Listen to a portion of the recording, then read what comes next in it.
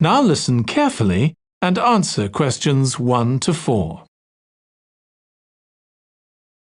Good morning. You're through to the Tourist Information Office. Tim speaking. How can I help you? Oh, hello. Could you give me some information about next month's festival, please? My family and I will be staying in the town that week. Of course. Well, it starts with a concert on the afternoon of the 17th. Oh, I heard about that. The orchestra and singers come from the USA, don't they? They're from Canada. They're very popular over there. They're going to perform a number of well-known pieces that will appeal to children as well as adults. That sounds good. My whole family are interested in music. The next day, the 18th, there's a performance by a ballet company called Eustatis. Sorry? The name is spelt E-U-S-T-A-T-I-S. They appeared in last year's festival and went down very well. Again, their programme is designed for all ages. Good. I expect we'll go to that. I hope there's going to be a play during the festival. A comedy, ideally. You're in luck. On the 19th and 20th, a local amateur group are performing one written by a member of the group. It's called Jemima. That'll be on in the town hall. They've already performed it 2 or 3 times. I haven't seen it myself, but the review in the local paper was very good. And is it suitable for children? Yes. In fact, it's aimed more at children than at adults. So both performances are in the afternoon.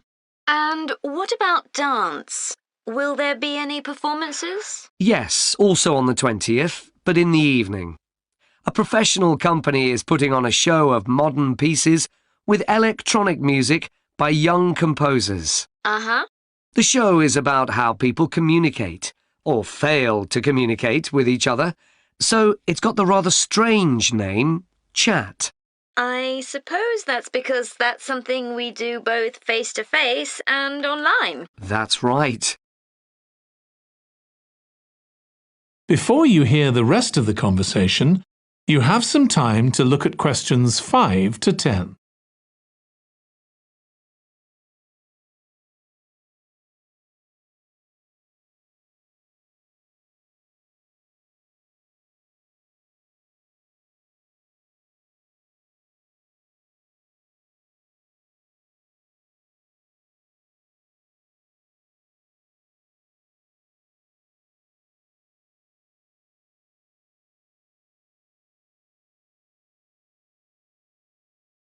Now listen and answer questions 5 to 10.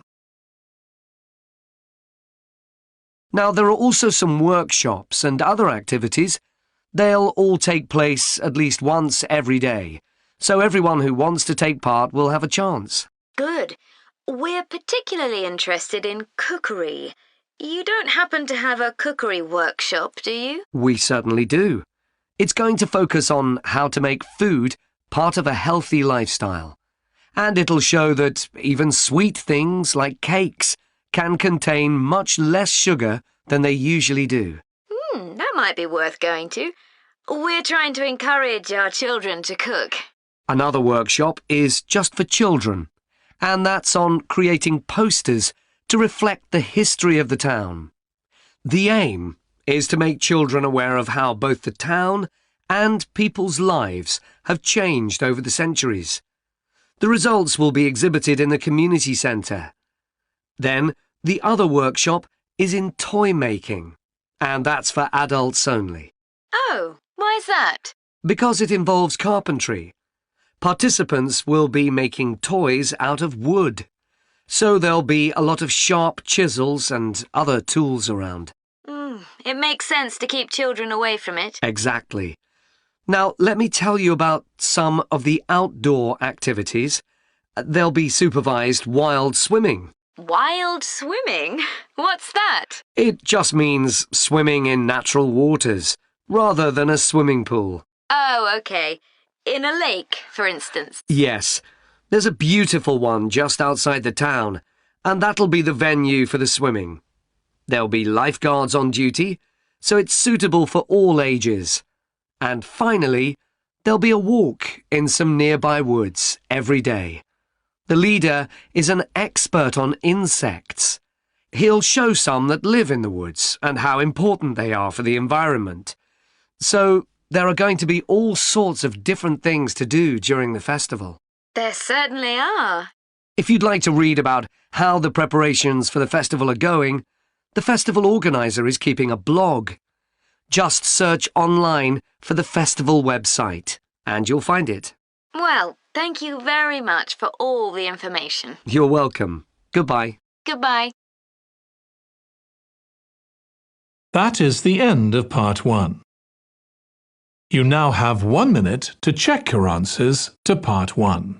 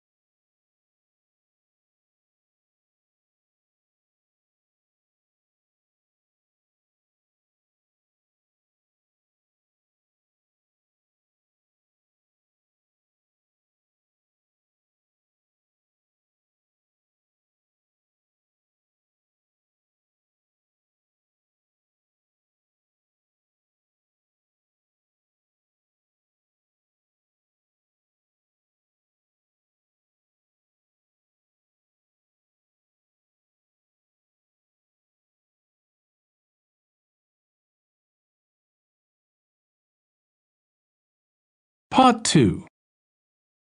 You will hear part of a talk to a gardening club about a local park. First, you have some time to look at questions 11 to 14.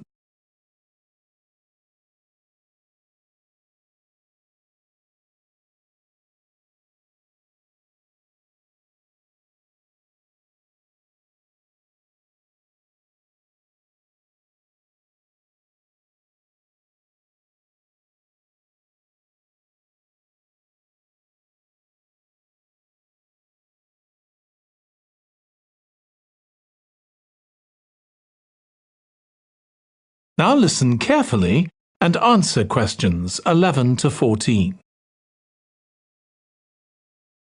I'm very pleased to welcome this evening's guest speaker, Mark Logan, who's going to tell us about the recent transformation of Minster Park. Over to you, Mark. Thank you. I'm sure you're all familiar with Minster Park. It's been a feature of the city for well over a century, and has been the responsibility of the City Council for most of that time. What perhaps isn't so well known is the origin of the park. Unlike many public parks that started in private ownership, as the garden of a large house, for instance, Minster was some wasteland, which people living nearby started planting with flowers in 1892. It was unclear who actually owned the land, and this wasn't settled until 20 years later, when the council took possession of it. You may have noticed the statue near one of the entrances. It's of Diane Gosforth, who played a key role in the history of the park. Once the council had become the legal owner, it planned to sell the land for housing. Many local people wanted it to remain a place that everyone could go to enjoy the fresh air and natural environment. Remember, the park is in a densely populated residential area. Diane Gosforth was one of those people, and she organised petitions and demonstrations, which eventually made the council change its mind about the future of the land. Soon after this, the First World War broke out in 1914, and most of the park was dug up and planted with vegetables, which were sold locally. At one stage, the army considered taking it over for troop exercises, and got as far as contacting the city council, then decided the park was too small to be of use. There were occasional public meetings during the war, in an area that had been retained as grass. After the war, The park was turned back more or less to how it had been before 1914 and continued almost unchanged until recently. Plans for transforming it were drawn up at various times, most recently in 2013, though they were revised in 2015 before any work had started. The changes finally got going in 2016 and were finished on schedule last year. Before you hear the rest of the talk, you have some time to look at questions 15 to 20.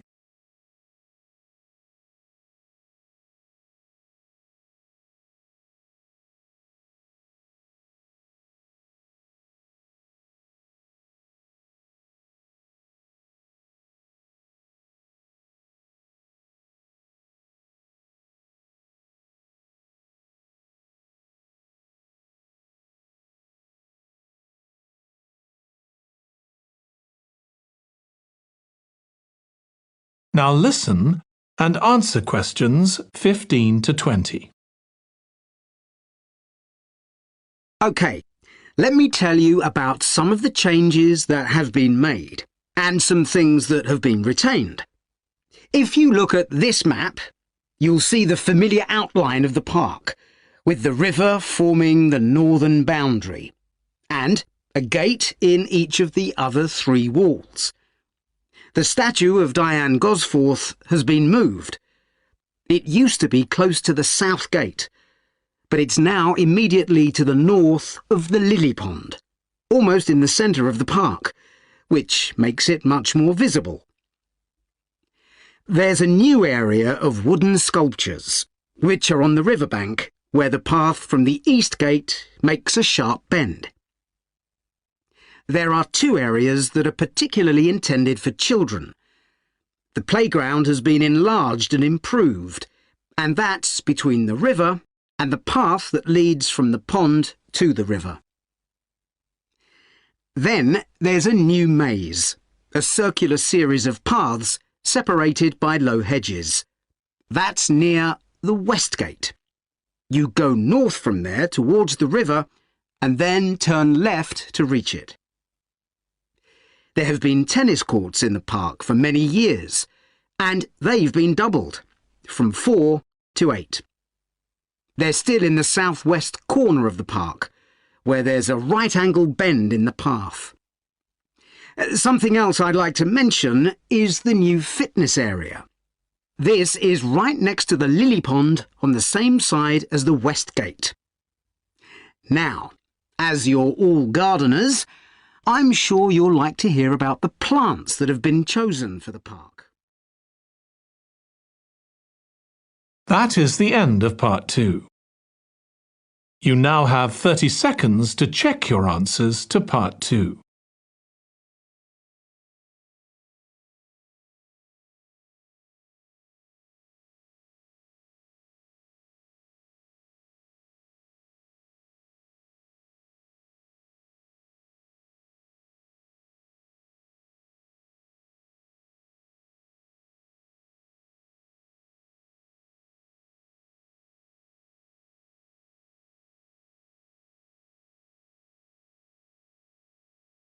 Part 3.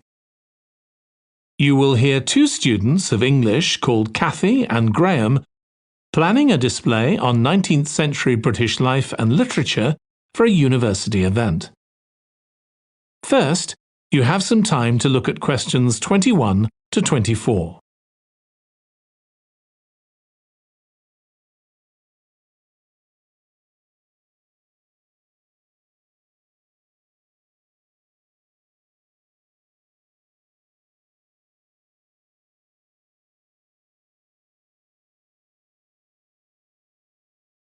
Now listen carefully and answer questions 21 to 24.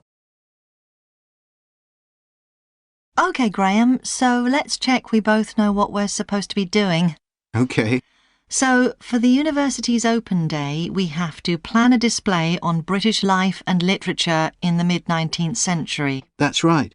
But we'll have some people to help us find the materials and set it up, remember? For the moment, we just need to plan it. Good. So, have you gathered who's expected to come and see the display? Is it for the people studying English or students from other departments? I'm not clear about it. Nor me. That was how it used to be, but it didn't attract many people, so this year it's going to be part of an open day to raise the university's profile. It'll be publicised in the city to encourage people to come and find out something of what goes on here, and it's included in the information that's sent to people who are considering applying to study here next year. Presumably, some current students and lecturers will come? I would imagine so. But we've been told to concentrate on the other categories of people. Right. We don't have to cover the whole range of 19th century literature, do we? No, it's entirely up to us. I suggest just using Charles Dickens. That's a good idea. Most people have heard of him and have probably read some of his novels or seen films based on them. So that's a good lead-in to life in his time. Exactly. And his novels show the awful conditions that most people had to live in, don't they?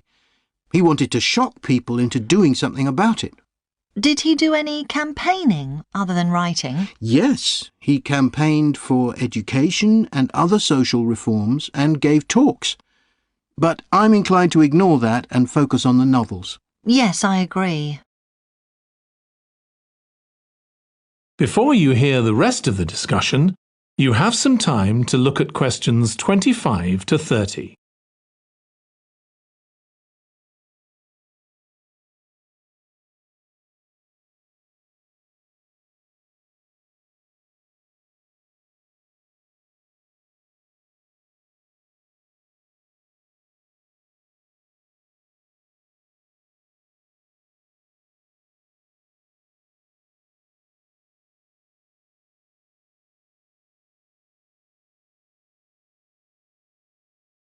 Now listen and answer questions 25 to 30.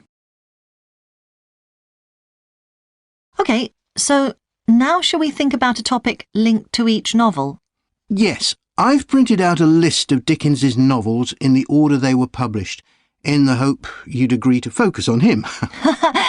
You're lucky I did agree. Let's have a look. OK, the first was The Pickwick Papers, published in 1836. It was very successful when it came out, wasn't it? And was adapted for the theatre straight away. There's an interesting point, though, that there's a character who keeps falling asleep, and that medical condition was named after the book, Pickwickian syndrome. Oh, so why don't we use that as the topic and include some quotations from the novel? Right. Next is Oliver Twist. Mm-hmm. There's a lot in the novel about poverty, but maybe something less obvious. Well, Oliver is taught how to steal, isn't he? We could use that to illustrate the fact that very few children went to school, particularly not poor children, so they learnt in other ways. Good idea. What's next? Maybe Nicholas Nickleby? Actually, he taught in a really cruel school, didn't he? That's right. But there's also the company of touring actors that Nicholas joins. We could do something on theatres and other amusements of the time. We don't want only the bad things, do we? OK. What about Martin Chuzzlewit? He goes to the USA, doesn't he? Yes. And Dickens himself had been there a year before and drew on his experience there in the novel. I wonder, though. The main theme is selfishness, so we could do something on social justice? No, too general. Let's keep to your idea. I think it would work well. He wrote Bleak House next. That's my favourite of his novels. Yes, mine too. Oh, His satire of the legal system is pretty powerful. that's true. But think about Esther, the heroine. As a child, she lives with someone she doesn't know is her aunt, who treats her very badly. Then she's very happy living with her guardian, and he puts her in charge of the household. And at the end, she gets married, and her guardian gives her and her husband a house, where, of course, they're very happy. Yes, I like that. What shall we take next? Little Dorrit? Old Mr. Dorrit has been in a debtor's prison for years. So was Dickens's father, wasn't he? That's right.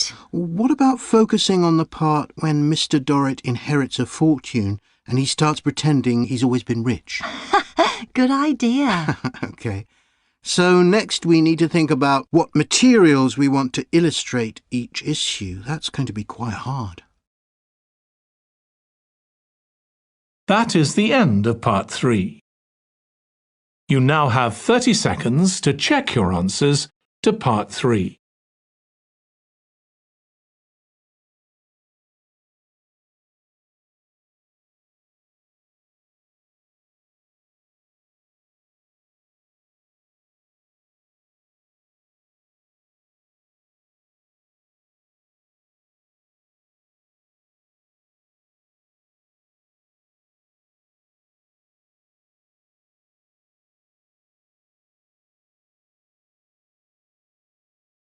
Part 4. You will hear part of a presentation about an agricultural program in the country of Mozambique. First, you have some time to look at questions 31 to 40.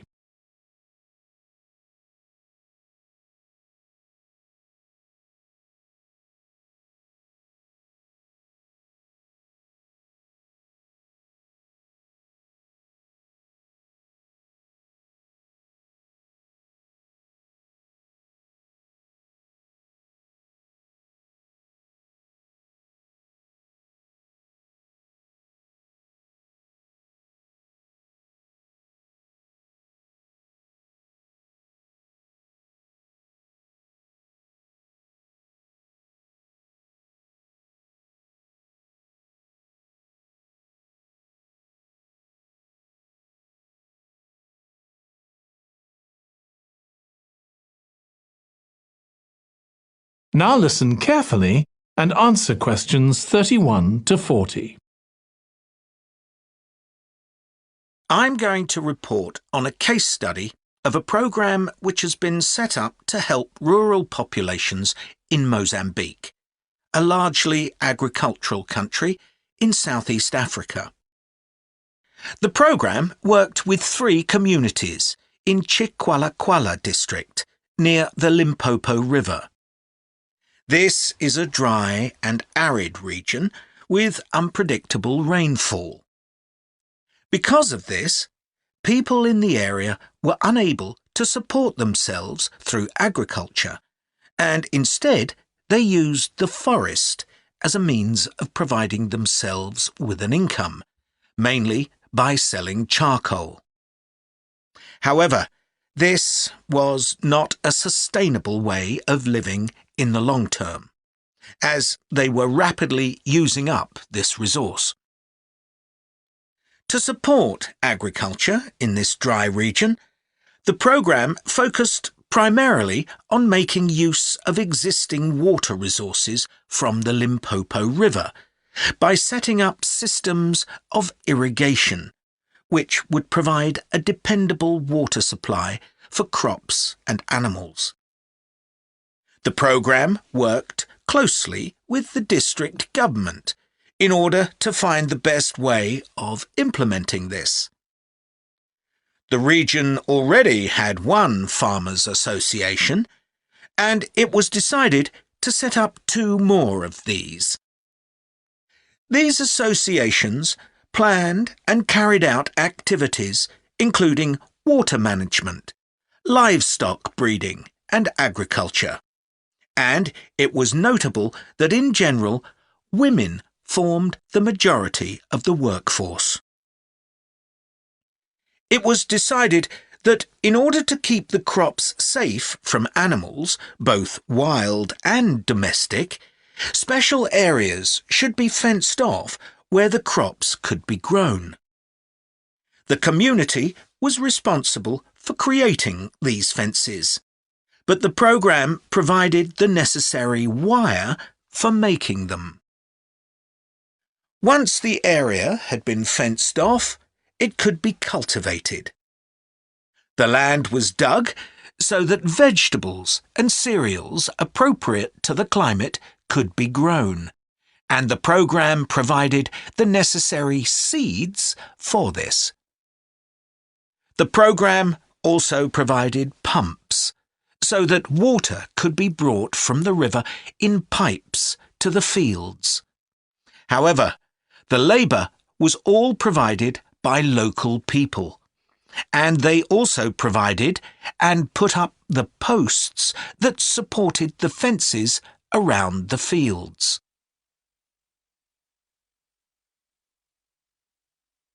Once the programme had been set up, its development was monitored carefully. The farmers were able to grow enough produce not just for their own needs, but also to sell.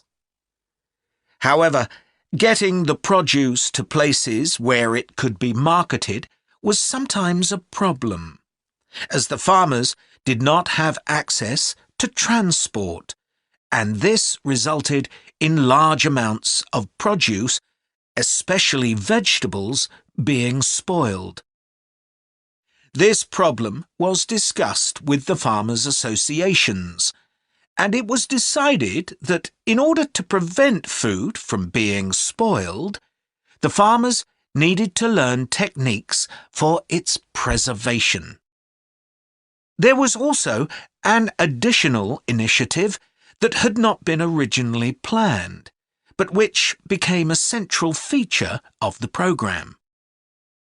This was when farmers started to dig holes for tanks in the fenced-off areas and to fill these with water and use them for breeding fish, an important source of protein. After a time, another suggestion was made by local people which hadn't been part of the programme's original proposal, but which was also adopted later on. They decided to try setting up colonies of bees, which would provide honey both for their own consumption and to sell. So, what lessons can be learned from this programme? First of all, it tells us that in dry, arid regions, if there is access to a reliable source of water, there is great potential for the development of agriculture.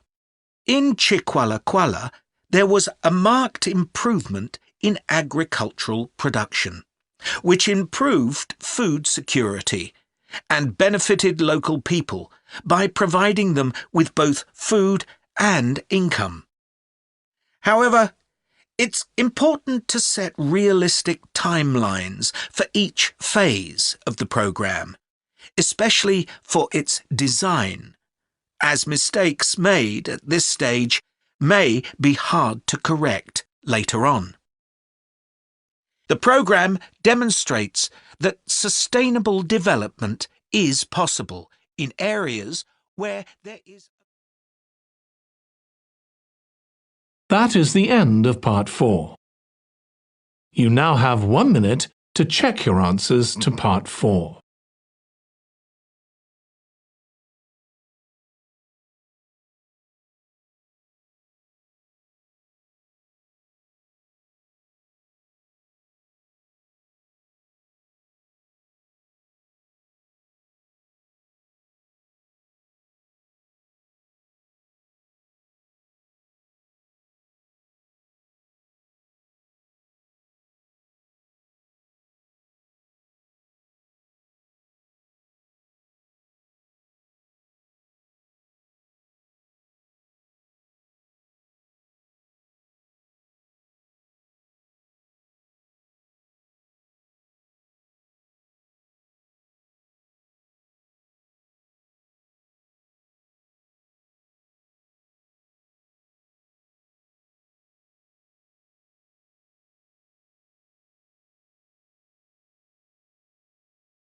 That is the end of the listening test.